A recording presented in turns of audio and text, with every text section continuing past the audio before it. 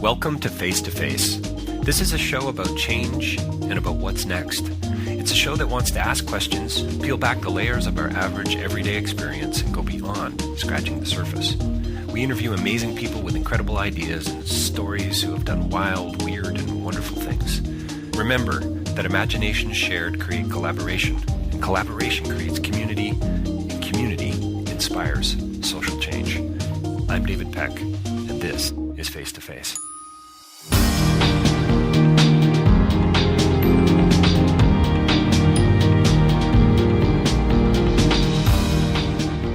My interview today is with Greg Paul. He's an author, he's a teacher, he's a carpenter, he's a pastor as well of a church in Toronto called The Sanctuary. We talk a lot about some pretty rooted kinds of things. How's that? We talk about poverty and affliction, exploitation, oppression, and depression. We talk about mental health issues as a whole, and we talk about why Greg thinks he's lucky and versus fortunate.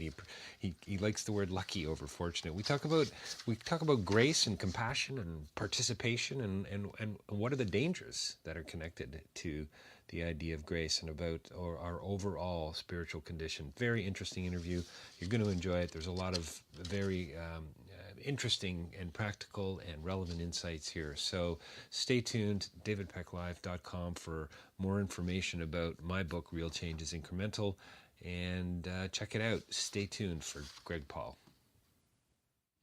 Well, welcome to Face to Face. I am in the heart of Toronto today on Charles Street East, I believe, at Yonge Street here with carpenter and pastor Greg Paul. Thanks for joining us today, Greg. It's a pleasure. Yeah, I've been looking forward to doing this for quite some time, partially because I think it's going to be a lot of fun, but also, too, I think there's going to be some pretty interesting insights just about living the dream. Okay, Yeah. Let's talk about that. Yeah, I guess we got to define What do we dream. mean? Is that capital D Whose or dream? small d? Whose dream are we talking about? That's right. So is it by design that you were a carpenter, or is that just kind of a fluke? Yeah, a bit of a fluke, actually. You know, I going through high school, I didn't take any shops at all because I thought I had zero aptitude for any of that sort of stuff to call academic stuff. And then, you know, what I wanted to do was be a writer. I wanted to write novels, and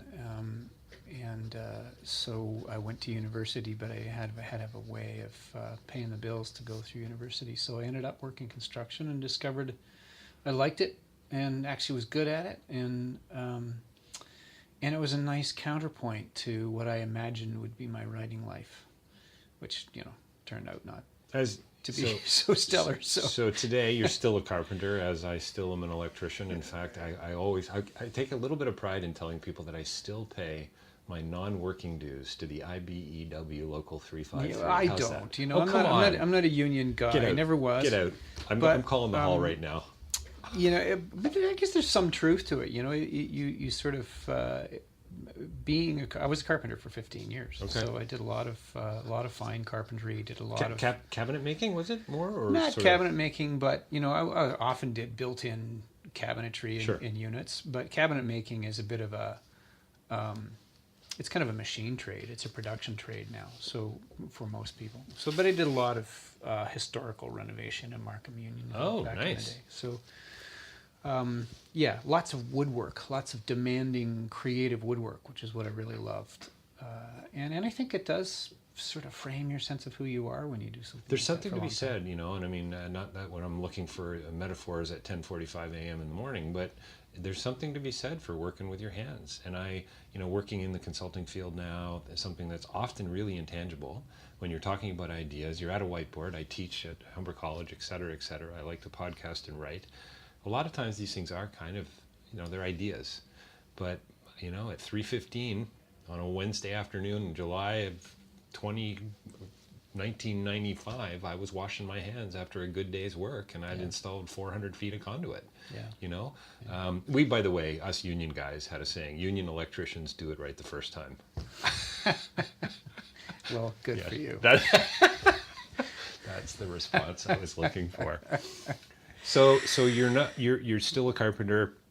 clearly still work with your hands. You're a musician, you're a writer. You've clearly got this whole left-right brain thing going on. Should be nicely. clear. I don't work as a carpenter for pay anymore, and Right. haven't for many, many years. But I think, in your head, you still think of yourself a certain way. Of course, you're still a problem solver, probably in the same way. And you're right. I mean, there's a real. I mean, my work is in life is with people and talking with people and being with people in a variety of ways, and it's often very difficult to figure out what kind of progress you have or have not made. One of the great joys, as you just mentioned, with construction is that at the end of the day, I could say, well, I built that wall today, or trimmed that room, or hung that door, or whatever. Working with people is hard to imagine. Hard to measure. Exactly. And not that you have to say, oh, I'm 62% of the way there, but sometimes it's hard to know. And I think the work that we're going to talk about shortly is that you do, I think, is even more difficult, probably in some ways, to measure. Yeah, I think it is, and it's difficult to know what your personal effect has been on people. Right. How much have I actually accomplished, and there's something really healthy about that too. After a while, because I think that desire to know, what have I accomplished is rooted obviously in ego. And when you let go of that and you are just concerned actually that somebody grows, somebody makes a better choice, somebody gets healthy, somebody discovers who they are in the eyes of God. So let's be clear about what you do today. Thing. So you're a pastor at the Sanctuary in Toronto. You're right in the heart of the city. You've been working on. You're a writer. The 20-piece shuffle, Close Enough to Hear God Breathe. You've got several other books out there. Is it fair to say you're in the middle of it? What's it? Yeah, I don't know. I'll let you unpack that. I'm in the middle of my own life. Yes. I was talking to my mom on the phone on the way here, and just saying I feel. Just going to get a little too personal really for lucky. me and my listeners, Craig? No, it's going to be okay. Excellent. My mom's getting on now, but she's a woman of deep faith, and so I have great spiritual conversations with her, and I feel really fortunate. Lucky is the word I use often, because somehow blessed doesn't seem to nail it for me in some ways. I have a great life. I love what I do. I spend my time hanging out with people who are poor, street involved. Many of them are homeless. Lots of people struggling with addictions or mental illness and so on. So it's very elemental in some ways. Gets quite close to the bone when people don't have much materially to rely on. The issues of life, real life, become pretty clear in a lot of ways. And in maybe even more so when you're dealing with people who are struggling with the issues I mentioned, plus post-trauma issues and so on. What are the issues? And I guess that's kind of where I was going when I said in the middle of it. I said it's sort of tongue-in-cheek with a bit of a smile, but with a design, I suppose. What are the real issues of life? I mean, are they different for me and you? Carpenter versus electrician?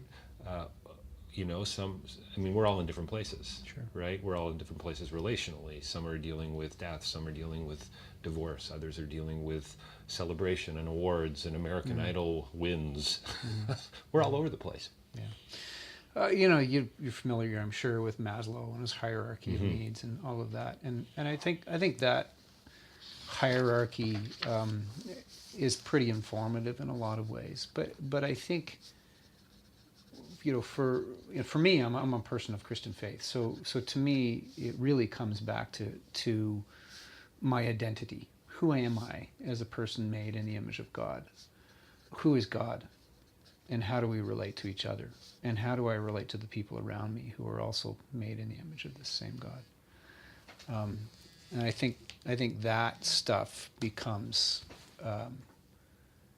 really what's elemental in life.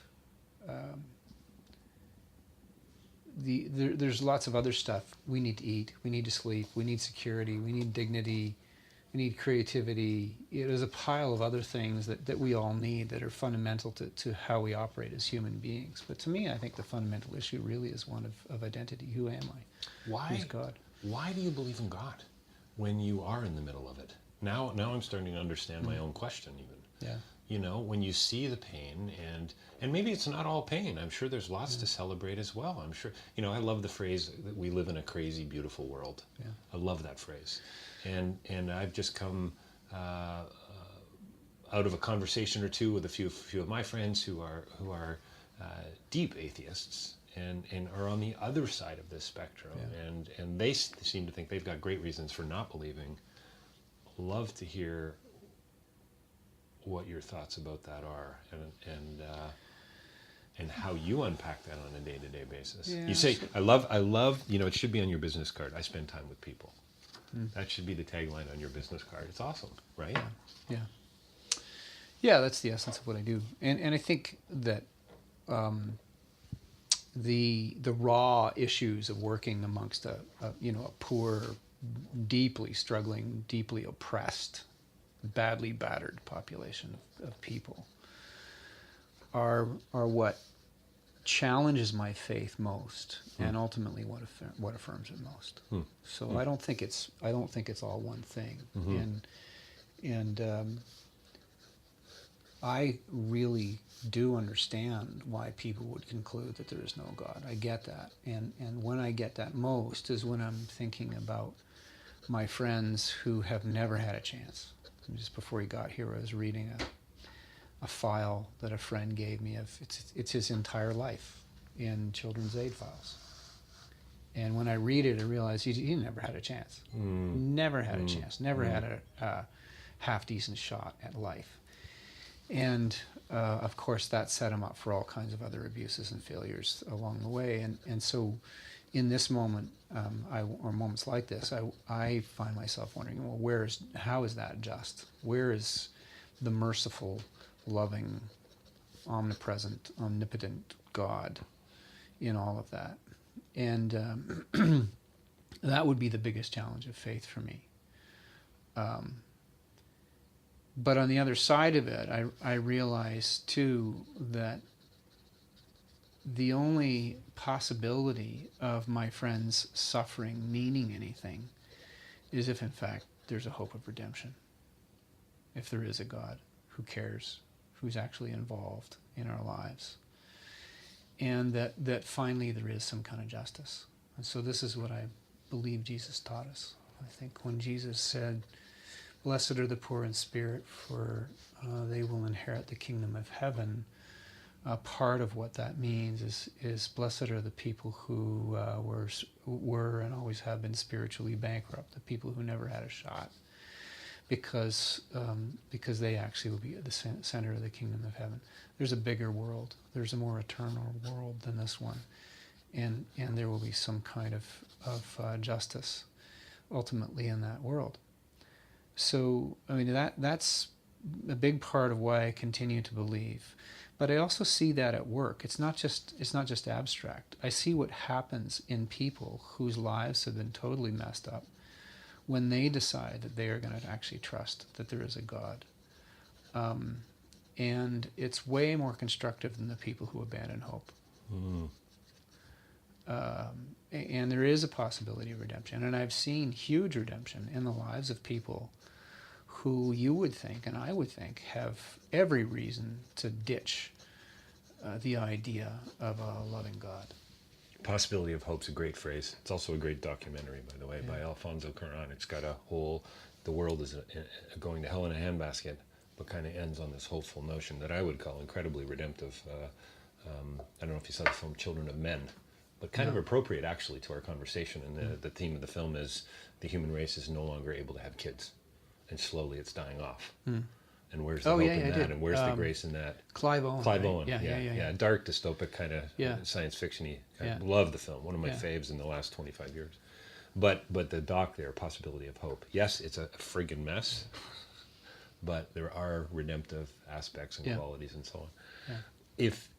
If you were, sorry for the phrase, just a carpenter and not a man of faith, I guess you wouldn't be a pastor, I suppose.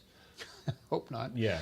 Would you, do you think, and it's almost in a way just a thought experiment, I suppose, would you be pursuing a similar approach? Would you be giving back? Would you be attending to those that are oppressed and exploited around you in some way, shape, or form through your Rotary or your food bank, or do you think that's an integral part of why you do what you do? Yeah, I don't know. For some reason, I've had a sense of calling, for lack of a better term, since I was a kid. It's good. So the spiritual life has always been important to me since I was a child.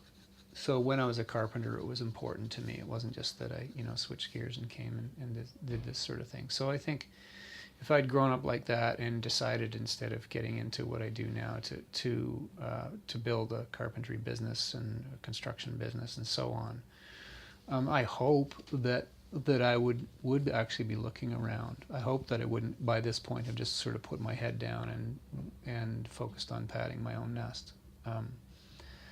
I know people who have done both. I know people who are Christians who become very successful business people, and the only expression of their Christian faith appears to be that they're decent people, but they go to church on Sundays and they just do their work the rest of the time. But then I also know people who do everything from market analysis and investment to people who are running construction firms, for instance, who've made it their business to actually care for the world around them, to give back to the world around them. And the way I would describe it as a follower of Jesus is that they are actually enacting the kingdom of God in their lives. Some people do that by saying, what I'm really good at is making money, so I'm going to make money and I'm going to give a ton of it away to places that actually care for people who don't have enough. Other people say, I've got this little business and I'm going to make sure that I hire some people who wouldn't get a job otherwise, and everything in between. What was the phrase you used? Enacting out the kingdom in their lives? Yeah, they're enacting the kingdom of God in their lives. They're living it out. What about the humanist who doesn't seem to have a faith of, or at least a spiritual faith, has faith in other things without a doubt, which is always, I always find those conversations kind of comical when, I don't have faith. And well, actually you kind of do. We need to unpack what that actually means, but they don't necessarily have a religious faith, right? Are they also, would you say, enacting out the kingdom of God through the good works that they're doing, through the action? Maybe they are. I'm not judge of any of this stuff. I have a great admiration for people who are atheists and who do good stuff, who continue through the course of their lives to do good stuff.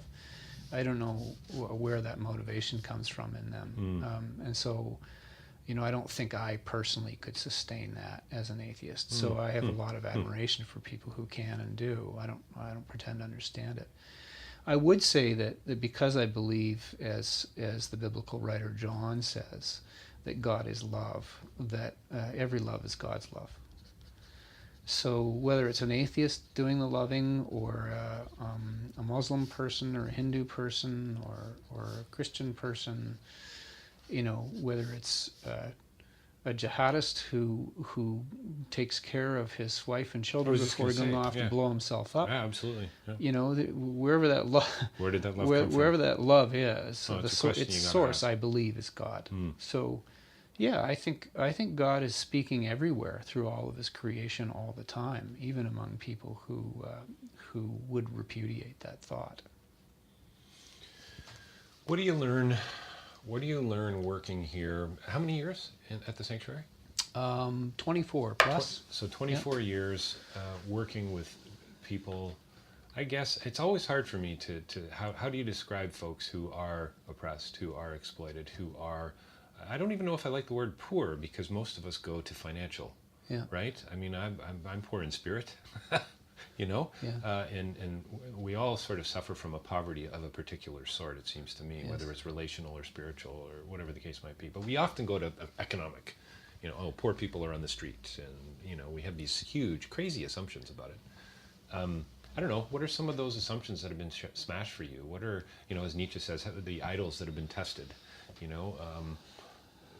What do you learn about? I mean, there's a few questions here, Greg. What do you learn about human nature in this role? You know, You're right. There are a few questions. I'm not sure which one to answer. Yeah, and I'm giving you 22 minutes to answer them. So let's talk about poverty first. Yeah.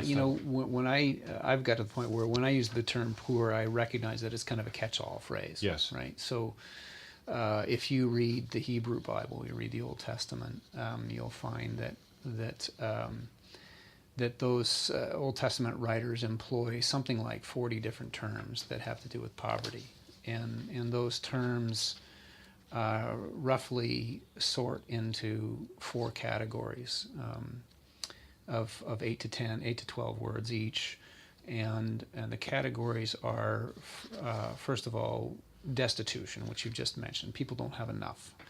And I don't think we should discount that, by the way. I think that there's a real danger of saying, well, I'm poor in spirit too. Therefore, let's spiritualize poverty, and then we don't have to really pay much attention to material poverty. Almost equating it with ours at that point. Material poverty is very real. It's an oppression. And usually, almost always, it's an oppression because rich people are taking more than they need and poor people are getting less than they need. So we need to take that careful. That hence your comment about oppression. Yeah. So the next category is oppression. There is a category that is about people who are being held down. That might be politically, it might be economically, militarily, culturally, racially, whatever. There's an oppression that happens. And these often intersect too, right? So often, for instance, racial oppression also means economic oppression, which means destitution. And often those things lead into the next category, which would be affliction, which is illness, weakness, that sort of thing. So that's a form of oppression or poverty that the Old Testament recognizes significantly. And the last of the categories I always find really interesting. It seems very, very progressive, but it's essentially depression. It's feeling low. It's feeling sad or not good enough, or any of those sorts of things that we've really only begun to deal with as a society in the past couple of decades.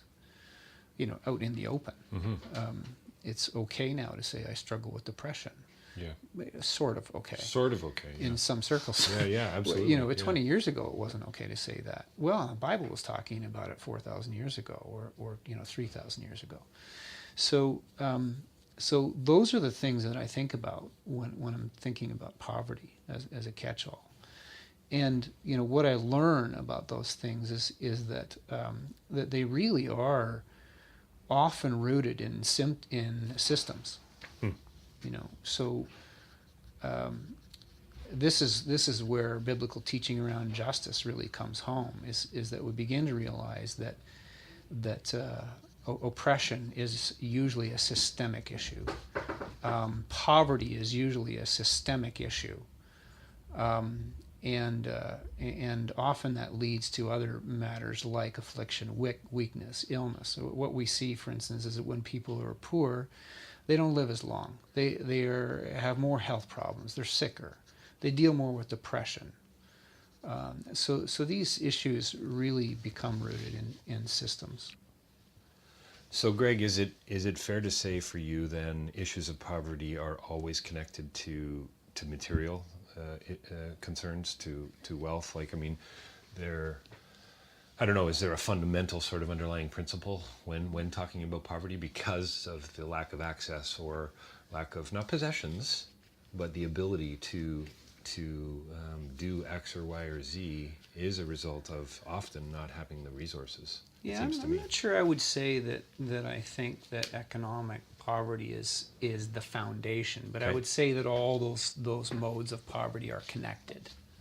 So oppression, oppression, depression, affliction, all of those things are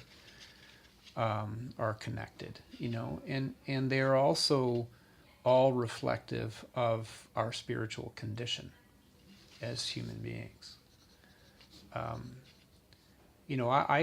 have been, for instance, in a squatter city outside of Guayaquil in Ecuador called Bastion.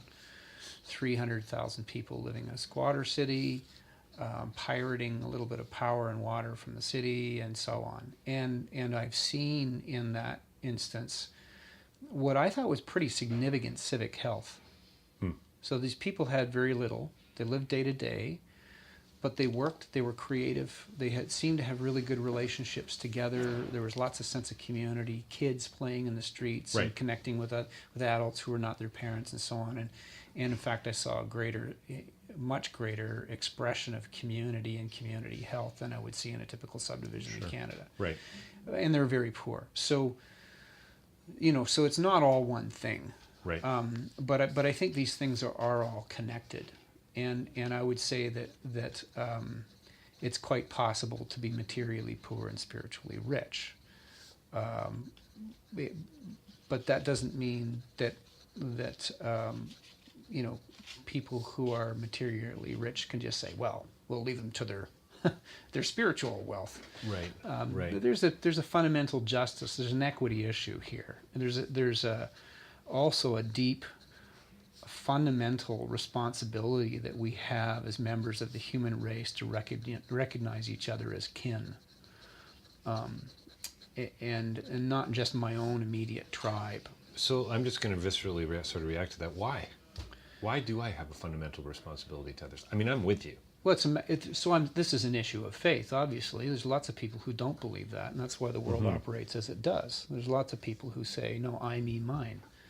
That's really what everything is about, and I'm going to get what I want, and I'm going to make sure that the people I care about get what they want, and screw the rest. I think that's a really spiritually impoverished way of living one's life. I don't think that ultimately there's a lot of joy in it. And I think this is why I come back to saying that living and working in a community like the one I'm in actually is a source of tremendous joy. There's often a lot of sadness in it, and it seems to be short on happiness at times. But there's tremendous joy in it, and joy is something of another order. I'm not sure I can even explain it. But it's deeper. So you make a it's distinction fulfilling. between joy and absolutely happiness is that situational stuff. I'm happy because the sun is shining. But the joy is something that's sustaining and actually can coexist with sadness and with need and even pain. What do you get angry? Do you spend much of your week or days getting angry? Do you find yourself in those moments wanting to smash things? Yeah, occasionally. Probably less so as time goes on. And I don't mean about incidental stuff. I'm talking about those what you referred to before as the oppression, the injustices, the turning of a blind eye. I get angry when my tribe, the Christian religious people, say and do really stupid, obnoxious things, which they do with frightening regularity. So. That makes me angry when the kind of nonsense that you hear repeatedly in the midst of the political campaigns in the U.S. currently, for instance. That stuff really makes me angry. It makes me angry when I read in the news that the cops have shot another young black man and have been exonerated for doing so. Right. It makes me angry right now when our premier says, well, no, we're not going to tell you why Andrew Loku got shot or who did it, or, there's no timeline for releasing that information. Well, why not? These injustices really, really bother me a lot. There are the smaller frustrations and angers too that come when immediate relationships feel like they're being betrayed. But that's just the stuff of life, isn't it? Yeah. How would you say you've sort of, I guess, I don't know if it's fair to ask this question, but why are you still here? Clearly you are seeing results. Clearly, there's that sense of joy, short on happiness, which is a great phrase, by the way. Maybe that should go on a bumper sticker. The sanctuary, we're short on happiness. Yeah, it's a long time. That's a huge commitment. You must have a great team around you. Because we're long on joy. That's the follow-up bumper sticker Yeah. series, by the way. Yeah. Yeah, short on happiness, long on joy. No, I'm here after 24 years plus because I get more than I give. And I would suggest that's the economy of the kingdom of heaven. That if you're actually doing what you're supposed to do and living the kind of life that Jesus teaches us to live, that you actually receive more than you give. And in any given moment, that might not feel like it's the truth. Right. There are moments around here that feel really, really bloody costly. Yeah, I bet.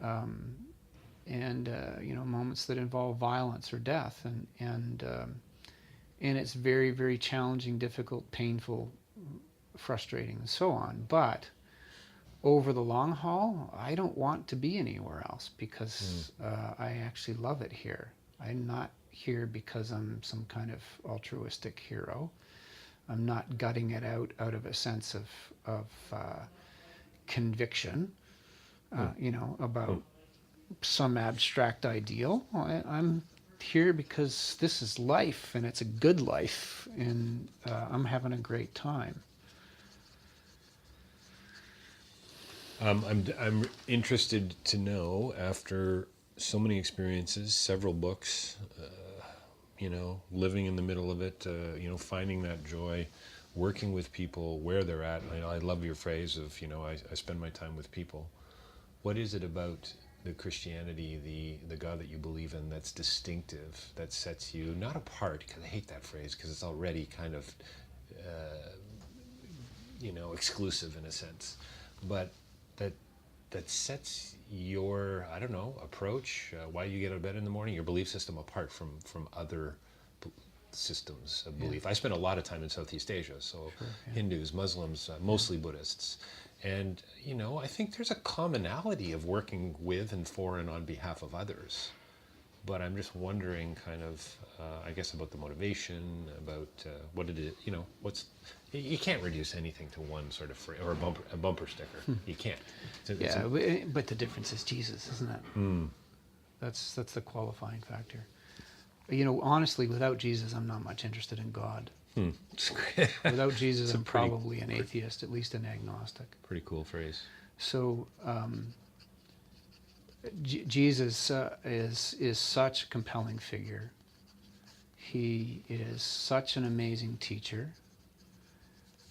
And beyond all that, I come to the conclusion actually that Jesus is God. He is God incarnate.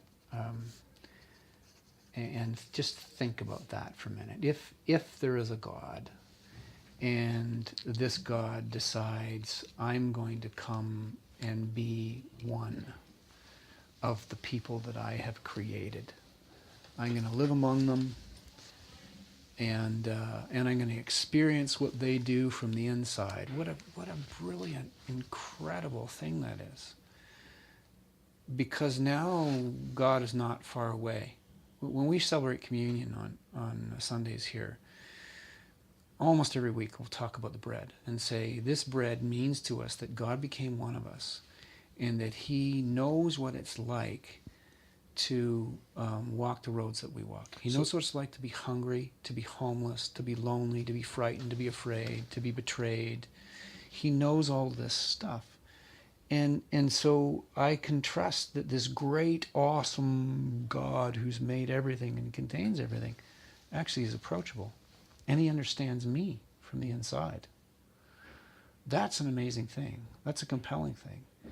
And because of all of that, the story of the cross, the death of Christ in some mystical, mysterious, sacrificial mode, and resurrection means to me that even death is redeemable. Even the little deaths that I experience in my life, day by day, carry within them the seed of resurrection. That to me enlivens everything.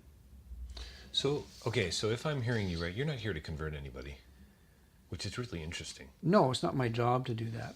It's my deep hope that God will convert people, including me. But it's not my job to convert people, no. So there's very very little judgment in what you do.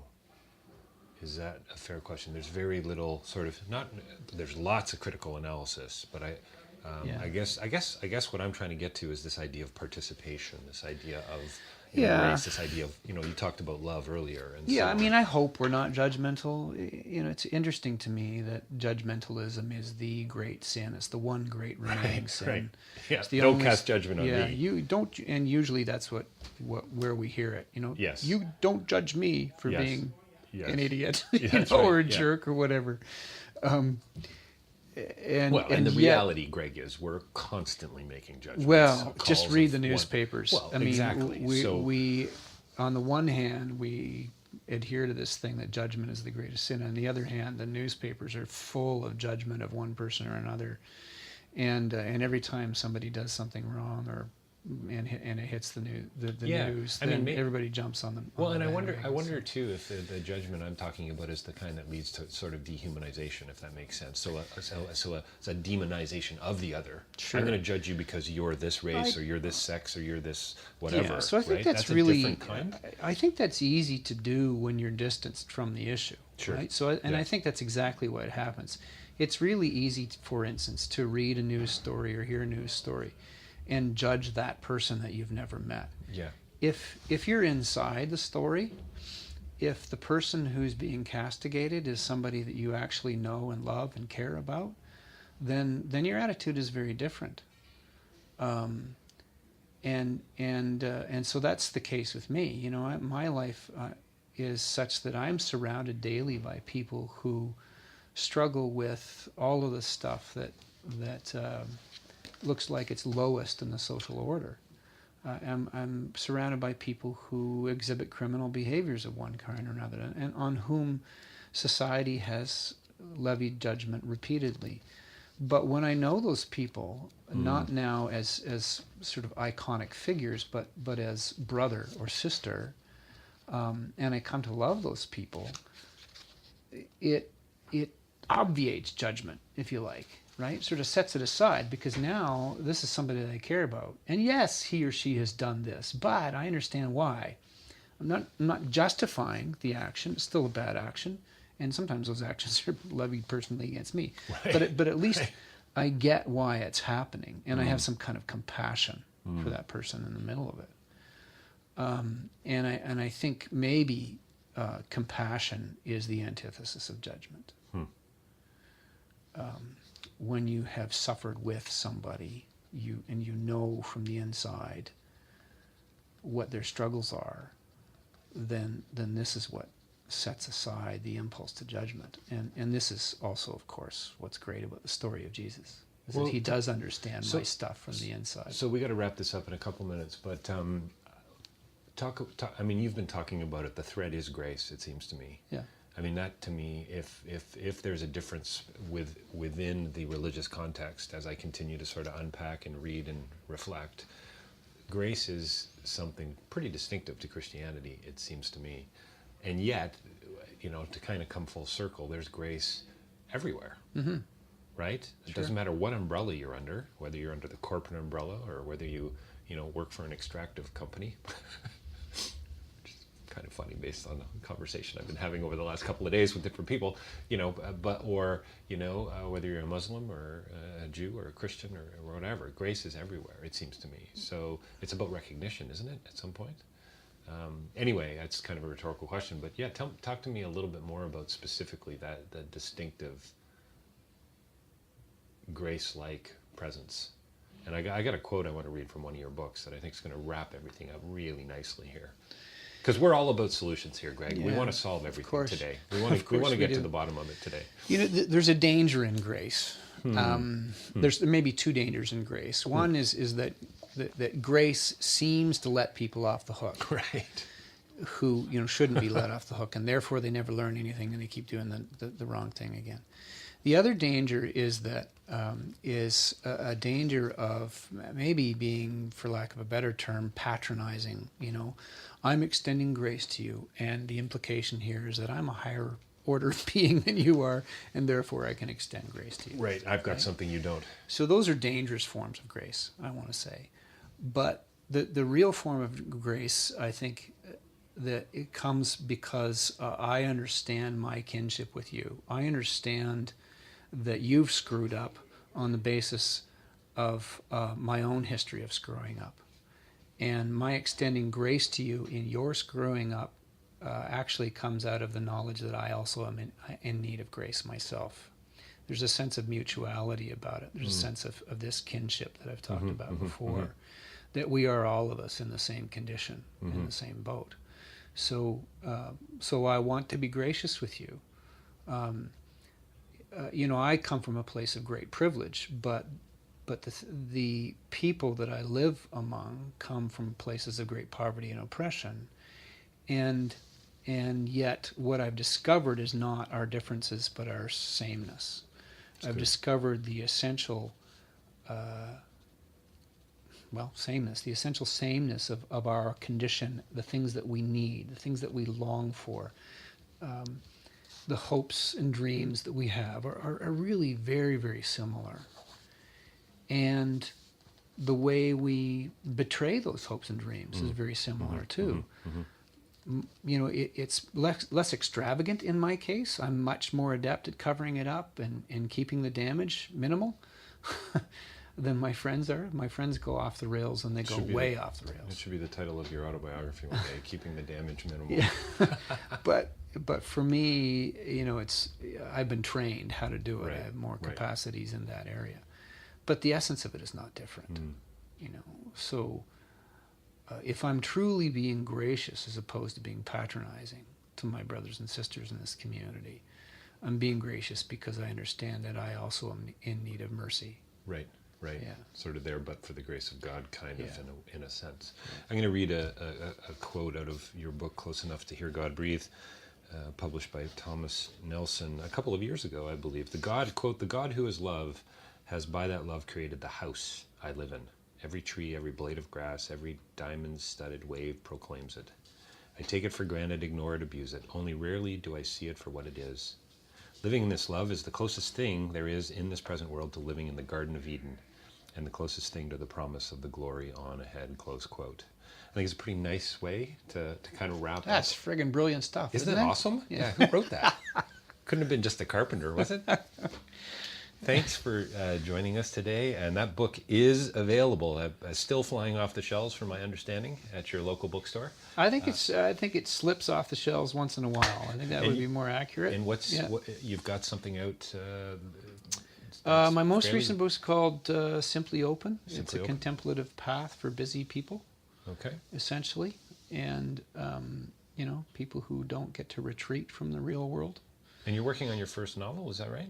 I actually am trying to sell my first good. novel right Excellent. now, and finding a tough time getting an agent or publisher for it. It's a very secular kind of novel, so my other books are nonfiction and they're Christian, and so it's a very different sort of thing. Right. Got another book in the works for next year that's about, it's called the working title is True Religion. I don't know what it'll actually be called when it hits the shelves, but it's about living out publicly and communally what we say we believe privately and individually. True Religion, I like it already. Sounds a little oxymoronic if you ask me, but I'll look forward to that. Greg, thanks for joining us today. Greg Paul, author of the 20-Piece Shuffle, Close Enough to Hear God Breathe, and others. Check them out online or at your closest bookstore near you, I guess. Greg, thanks a lot for joining us today. Thank you.